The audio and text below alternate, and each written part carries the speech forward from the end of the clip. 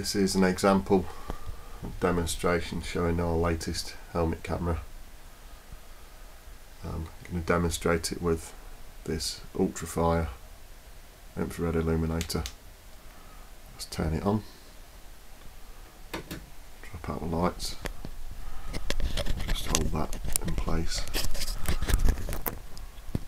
under there. This should be quite a spot because it's quite close up. We'll take a walk around.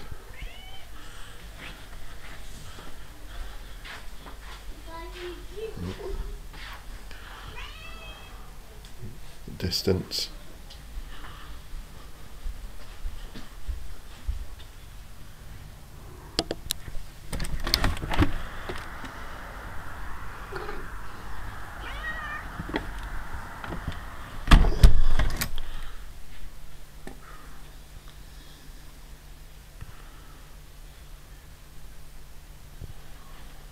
Quite a decent range on it.